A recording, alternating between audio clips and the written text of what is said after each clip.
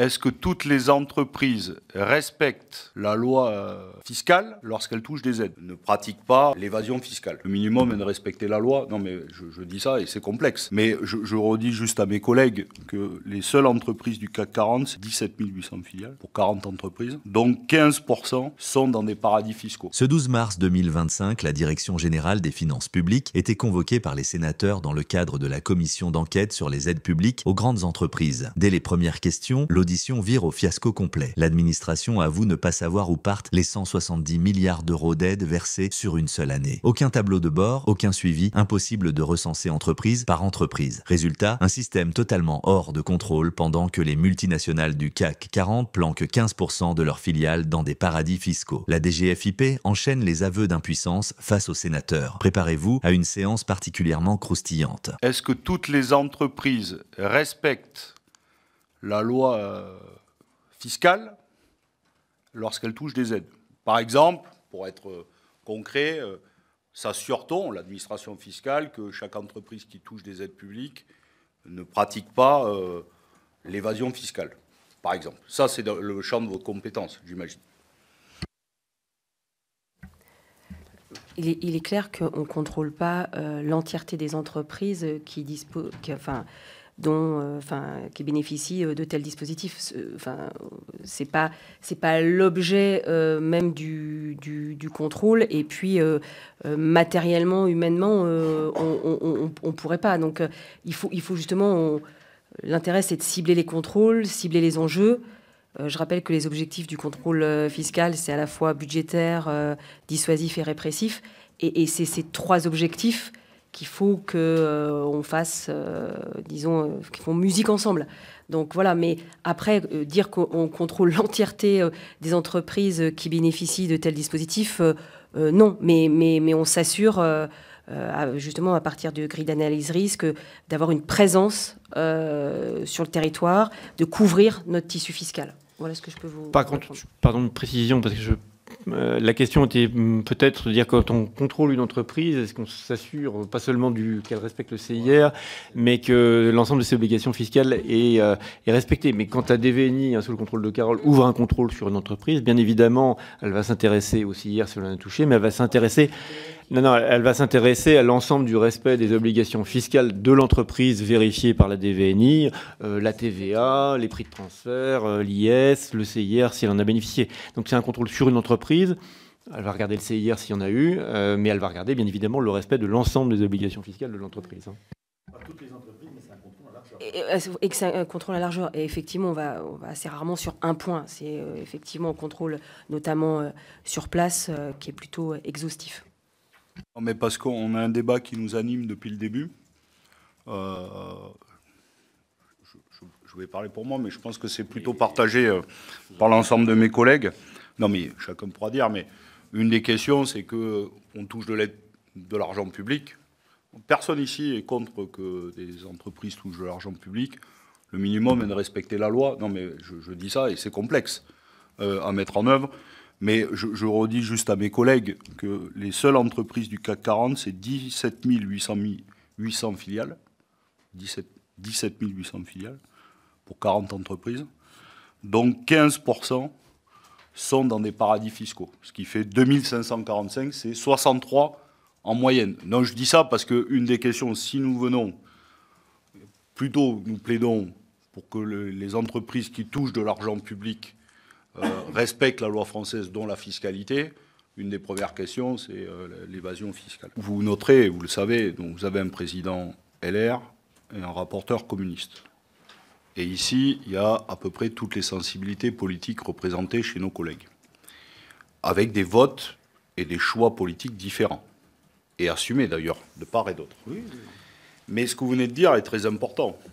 C'est-à-dire que nous, ce que nous souhaitons, c'est d'avoir, je crois que le Sénat est connu pour sa rigueur et le sérieux du travail, c'est que nous voulons disposer de chiffres et d'évaluations concrètes, et à partir de là, pouvoir faire des choix politiques, qui là ne relèvent pas de l'administration, mais de choix politiques.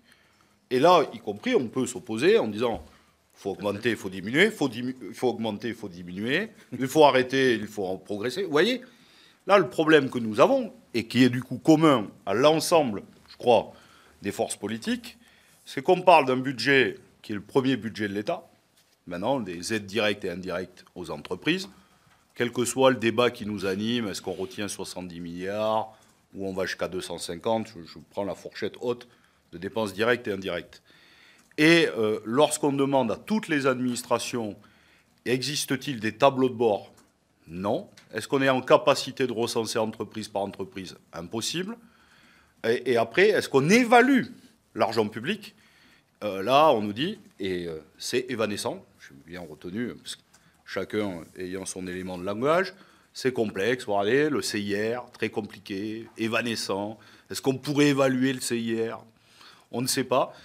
Non, mais du coup, c'est un peu complexe, parce qu'après, il y a la communication politique qui dit on prend des décisions politiques pour le CICE, pour l'emploi, pour le CIR, pour la recherche. Puis quand on rentre dans le concret, on voit qu'il n'y a pas de critères posés dès le départ. Il serait complexe et très certainement à poser. Et après, l'évaluation, pour répondre à votre question, puisque globalement, vous êtes quasi la dernière administration qu'on voit. Et au départ, tout le monde commence par nous dire tout va bien et tout est contrôlé. Et à la fin de l'audition, contrôle, ça, moi, je ne remets pas en cause. Je pense que vous faites absolument bien votre travail. Par contre, l'évaluation, tout le monde nous dit on n'a même pas les outils. Et je reviens à la question du président. Comment voulez-vous évaluer le nombre de dispositifs aux entreprises alors que l'administration fiscale, aujourd'hui, à date, et ce n'est pas un reproche, n'est pas capable de nous dire le nombre de dispositifs qu'il existe. Vous voyez ? Donc, est-ce que la Cour des comptes, après elle, est en capacité d'évaluer sans critères? Bon, voilà. Et donc, c'est un étonnement commun. Et je pense que c'est ça qui nous réunit ici, dans notre diversité politique, d'avoir des chiffres, du concret. Et après, il y a des choix. Et là, vous verrez, et très certainement qui seront différents, d'ailleurs, ici même, dans cette salle. Oui, je crois qu'il y avait une précision du bureau. Vas-y. Je pense que la difficulté est aussi accrue par le côté 360 de votre demande. C'est-à-dire que vous nous avez demandé d'évaluer la part des grandes entreprises dans plusieurs centaines de dispositifs. Nous disposons, lors du dépôt du PLF, d'un chiffrage de la grande majorité des dispositifs de dépenses fiscales. La difficulté consiste à identifier dans ces montants la part qui va à une catégorie qu'on n'identifie pas forcément a priori, qui est les grandes entreprises. Mais si vous vous intéressez à des dispositifs fléchés vers les PME, je ne sais pas, le PEA-PME, aujourd'hui, on peut vous dire le montant qui est consacré au PEA-PME. Mais la difficulté vient du fait qu'on nous demande d'identifier une catégorie de bénéficiaires qui n'a pas été identifiée en tant que telle par le législateur. Le législateur n'a pas dit on va créer un crédit d'impôt pour les grandes entreprises. Il a créé un crédit d'impôt pour recherche. Là, on nous demande d'identifier parmi la dépense afférente au crédit d'impôt recherche la part des grandes entreprises. On va le faire. Il nous faut juste un peu de temps. Et en plus, après, on nous demande de faire ce même exercice pour plusieurs centaines de dépenses fiscales. Ce qui est un travail assez important et qu'on va faire et qu'on peut faire. Mais c'est exactement ce qu'on regrette. Mais pas de votre fait. Mais que ça n'existe pas. On en revient, c'est pour ça que je pense que la première partie conclut avec vous, globalement, de l'ensemble de l'administration, des administrations, de chercheurs, d'économistes divers. Je pense que c'est bien qu'on ait entendu autant des libéraux que des progressistes, des gens de gauche, pour essayer d'avoir... parce qu'une des vraies questions, et ça pour le coup je vous repose aussi, c'est qu'il n'y a pas de définition exacte retenue des aides aux entreprises, et donc chacun en a un périmètre différent. Les dépenses, et c'est pour ça que ça varie. Alors il y a un plancher de 70 milliards que nous donne l'INSEE. Certains disent on peut aller jusqu'à 250 si on inclut tout, et même les aides, par exemple, de l'ADEME pour la rénovation. Donc on aura ce débat entre nous et de retenir qu'est-ce qui va. Et après, à juste raison, sur les à peu près 170, c'est-à-dire d'aides directes et des exonérations de cotisations, qui a l'air de faire plutôt consensus dans l'administration. Là, évidemment, c'est une part, je ne sais pas si elle est infime, ou qui va aux très grandes entreprises, puisqu'on a raison de le rappeler. Il y a plus de 4 millions d'entreprises en France, de TPE, PME, et notamment les aides.